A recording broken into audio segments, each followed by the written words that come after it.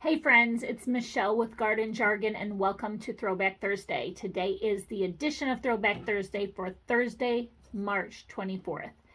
I just wanted to say thank you very much for subscribing to my channel, for all of you that are back, and for you that have not yet subscribed to my channel, please do so.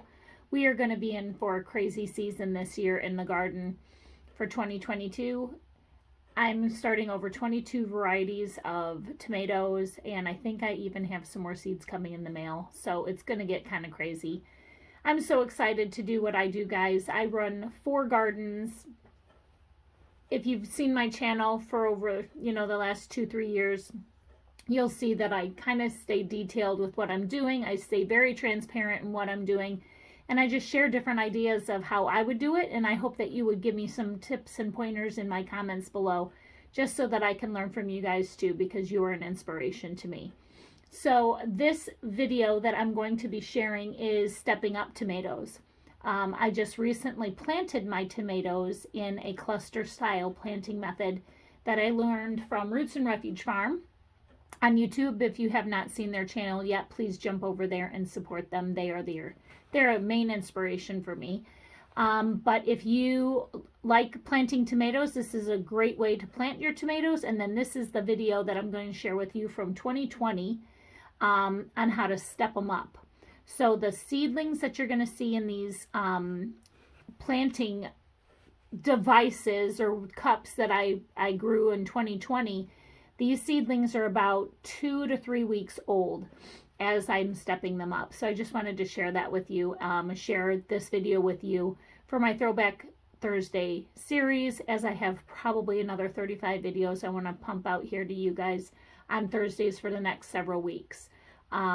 They may be a little dated. My videos might be quite long because I was brand new to YouTube when I was doing these, and I didn't realize that shorter videos are better. So I apologize if it's too long. I apologize if it's too short, but I hope it's enough information to keep you around for the 2022 season so you can see what's happening. So stick around, get a bucket of popcorn or something, and watch the next portion of this video, which is stepping up tomato seedlings from 4 to 2020. Thank you, guys. Hello, it's Friday, April 23rd. Nope, 24th. I wanted to share with you a video about seed starting tomatoes and about stepping up tomatoes in the next stage of their growing indoors. I learned this technique on YouTube this past year. I did not know this technique last seed starting season. I wish I would have known it. I watched Jessica do this on Roots and Refuge Farm, so I decided to do it. And something about this is it's saving me money on seed cell trays and things that I cannot cluster grow. I can use my seed starting trays, my 72 cell seed starting trays for that. But I want to show you some of the containers that I've used this year. I've used a strawberry container tray. This was for strawberries or lettuce, I can't remember. But this was full of seed starting mix, which is peat, perlite, and vermiculite, equal parts of all 3 of them. There's holes already in the bottom, and then I sprinkled the seeds over the top, and they germinated, and now they have their true leaves, and that's why I'm transplanting them. You can see a couple of them left in there.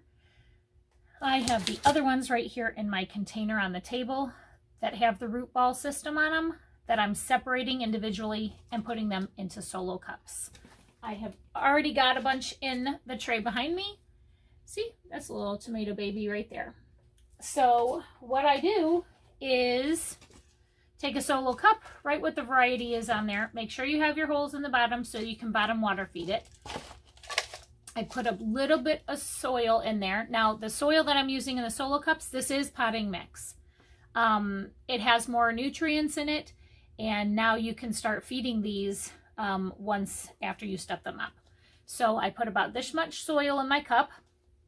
I stick my finger down the center to make a hole.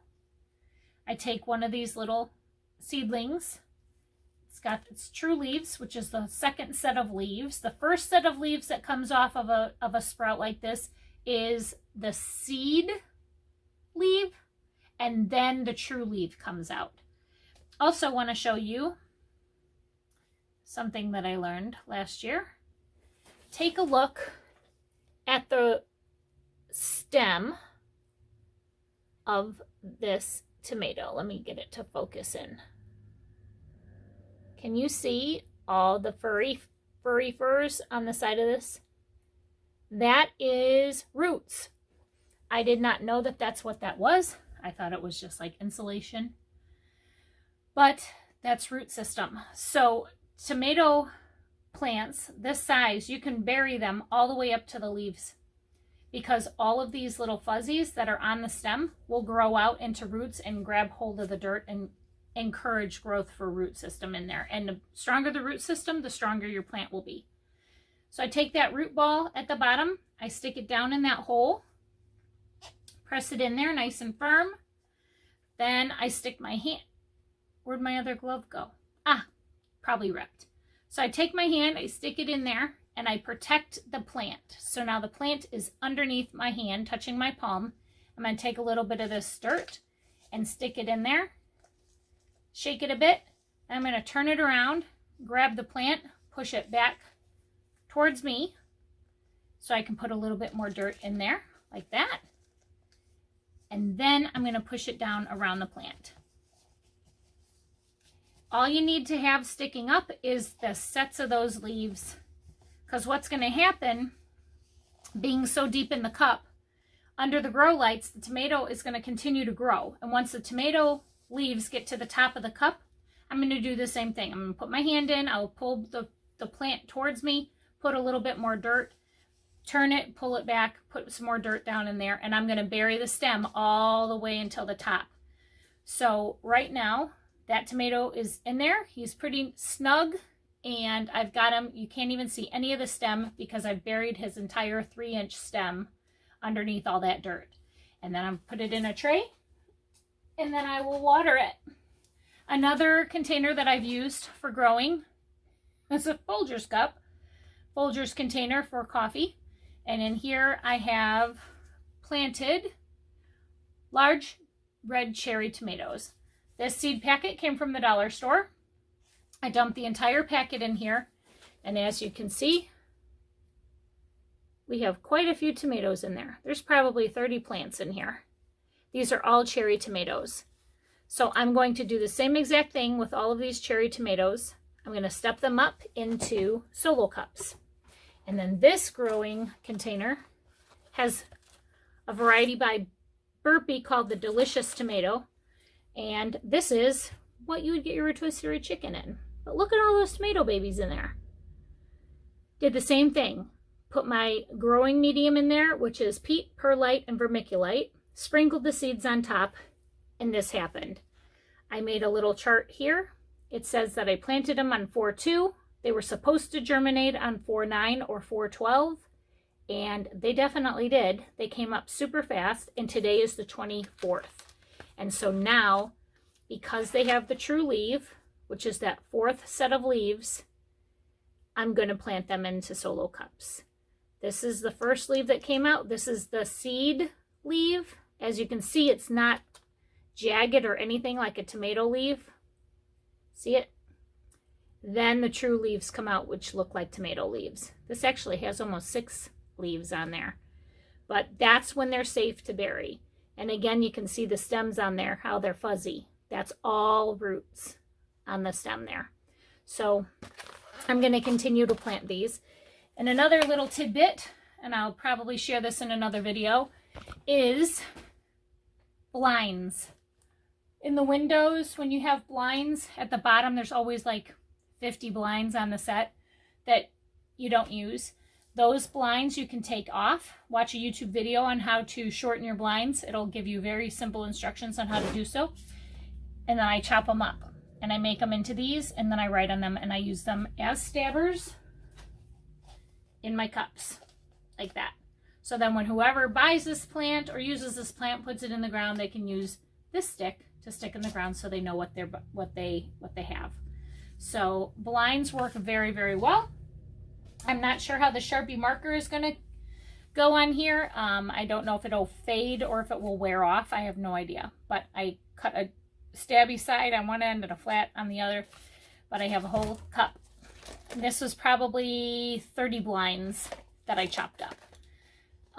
So that was just another tidbit of information I wanted to share with you. But I wanted to show you what I did for the seeds for the tomatoes this year, because I've never tried this technique. This is new for me. So I hope it works out. I don't know.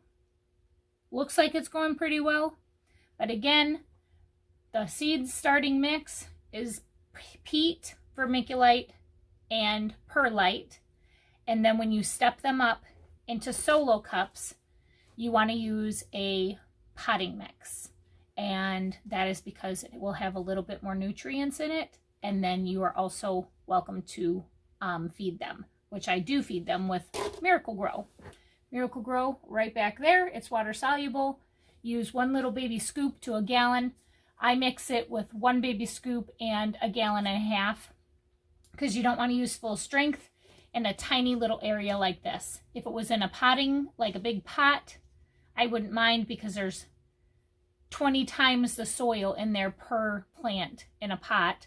Or if it was in the ground, you can use it full strength, but you can't use full strength. You have to use a diluted measurements of that fertilizer water. And that's why I have those buckets under the table. One is just regular water and one is food, Miracle Grow food. So I just use that red pitcher back there.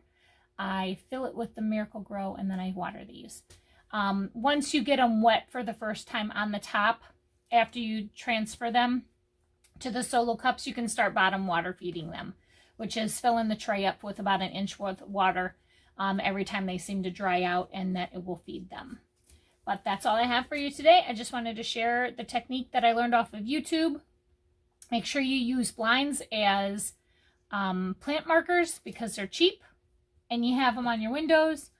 And use Folger cups, Folger tubs from coffee or rotisserie chicken containers or strawberry containers for pots, because they work and they're free.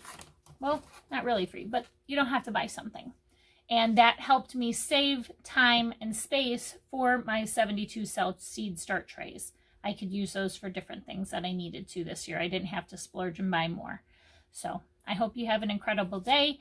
Stay healthy out there. I wish you well. God bless you, and I will see you next time. Have a good one.